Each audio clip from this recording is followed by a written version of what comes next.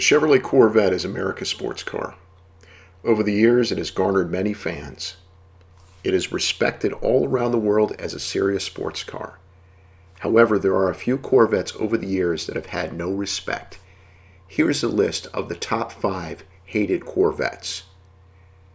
Tied for number 5, the 1982 and 1984 Corvettes.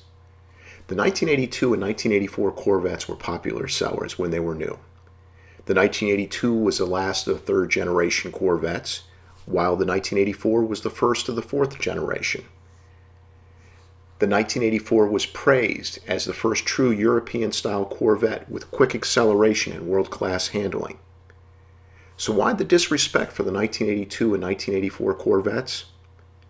It's the 5.7-liter Crossfire fuel-injected V8 under the hood that's the culprit. The problem with the Crossfire fuel-injected powered Corvettes is not a reliability issue or a horsepower issue. The 1982 Corvette's Crossfire V8 produced 200 horsepower, which was 10 horsepower more than the carbureted 350 cubic inch V8 powered 1981 Corvette. Back in 1982, the Corvette's Crossfire V8 was the best high-performance engine available in any new American car. For 1984, the same was true, but there was a slight increase in power. The Corvette's Crossfire V8 produced 205 horsepower. So why is there no love for Crossfire Corvettes? It was the Corvette's new for 1985 5.7-liter twin-port injected V8 that changed everything. It used a much more sophisticated port fuel injection design versus the Crossfire's dual throttle body injection design. Horsepower for 1985 was 230. To add insult to injury, twin-port injection had better fuel efficiency than Crossfire. Add to this that the Crossfire Corvettes are almost impossible to make any engine performance modifications to without scrapping the entire fuel injection system. Though the Crossfire Corvettes have weathered some bad PR over the last few decades, this appears to be changing since their prices on the collector car market have begun to rise steadily the last few years. Number 4, the 1963 Corvette Hardtop Coupe. 1963 was the first year of the second generation Corvette. The styling was so ahead of its time that even today it looks modern. The second generation Corvette is one of the most loved body styles among car fans.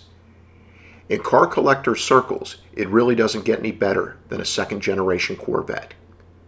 So what's the deal with the 1963 Hardtop Coupe? There are some that love it and some that hate it. It's been like that from the very beginning. The controversy centers around the Hardtop Coupe's split window.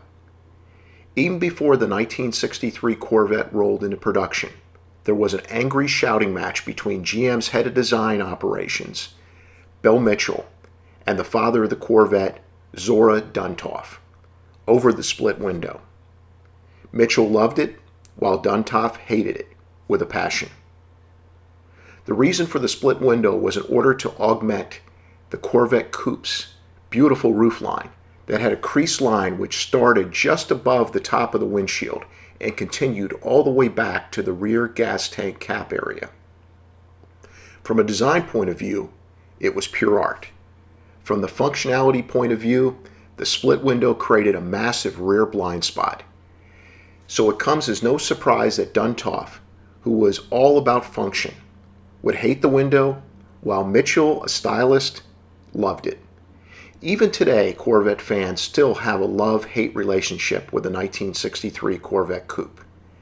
In the end, Duntov won. The 1964 Corvette Coupe would have a solid rear window. The split window would never return. Ironically, the controversy has made the 1963 Corvette split window coupe one of the most sought-after classic Corvettes. Number 3, the 1974 Corvette LS4 454. If ever there was a car on this list that has unfairly received a bad rap, it's a 1974 LS4 Corvette. Corvette fans love to bash this car, Reliability was not the issue, and neither was the power output. The problem was with perception. By 1974, most performance cars were gone or had their power output seriously detuned. The Corvette was no different. The problem here is the big block V8 powered Corvette had for years been a tire scorcher since 1965. By 1974, the big block V8 powered Corvette was like an out-of-shape retired NBA basketball player. With 270 horsepower on tap from its massive LS4 454 cubic inch V8, it still was the fastest 1974 Corvette. But only by a hair. It could run from 0 to 60 miles per hour in 6.4 seconds, while the lowly base 1974 Corvette with the 195 horsepower L48 small block 350 cubic inch V8 did the same run in 6.8 seconds. No longer would Corvette fans overlook the handling deficit caused by the heavy big block V8. The small block V8 provided almost as much power, yet far superior handling. This spelled the end of the big block Corvette.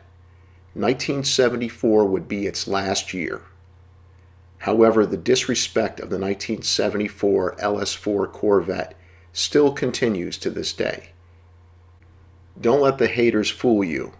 The 1974 LS4 Corvette was one of the fastest cars available back in 1974. If you want a reasonably priced big block Corvette, the 1974 LS4 Corvette is a great bargain. Number 2, the 1975 Corvette L48 350.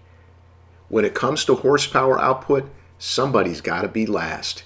For all the V8 powered Corvettes ever produced, the 1975 Corvette equipped with the base L48 350 cubic inch V8 is dead last.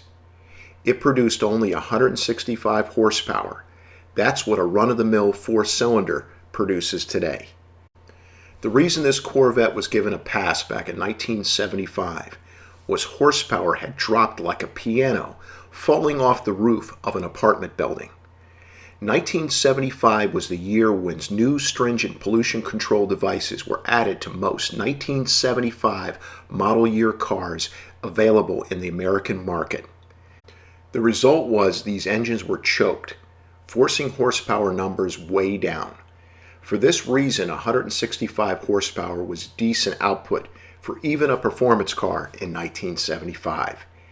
As a comparison, the V8 powered 1975 Mustang only produced 140 horsepower.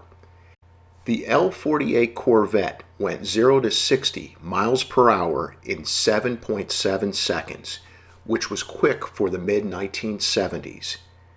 The good news was, back in the day, a 1975 L48 Corvette owner could go down to any parts store and purchase some performance parts to easily increase horsepower by as much as 100 ponies. Let the haters hate. The 1975 L48 Corvette is a hidden gem. Number 1, the 1953 to 1955 Corvette Blue Flame. Even though the 1953 to 1955 Corvette represents the first 3 model years of America's two-seater sports car, this hasn't stopped most Corvette fans from seeing it as a seriously flawed car. It's kind of unfair to Chevrolet, since it was trying to figure out what the Corvette was going to be these first few years. Chevrolet in the early 1950s was a stodgy brand that offered reliable, reasonably priced cars. While most automakers offered a V8, Chevrolet's best was a 6-cylinder called the Blue Flame. So it comes as no surprise that Chevrolet made standard in its new Corvette a hopped-up version of the Blue Flame, which produced 150 horsepower. It remained standard on the Corvette through the 1955 model year. Fortunately, Zora Duntov convinced Chevrolet that its new 265 cubic inch V8, which made its debut in 1955, should be under the hood of the 1955 Corvette. However, Chevrolet wasn't fully convinced, since it did offer the Blue Flame again for 1955. There were only 7 produced. The vast majority of 1955 Corvettes were equipped with a V8. As they say, the rest is history. The 1953 to 1955 Blue Flame Corvette will always hold a special place in automotive history, always remaining desirable among car collectors. But none of this can hide the fact that it is the only production Corvette equipped with a 6-cylinder. A Corvette without a V8 is like pizza without cheese.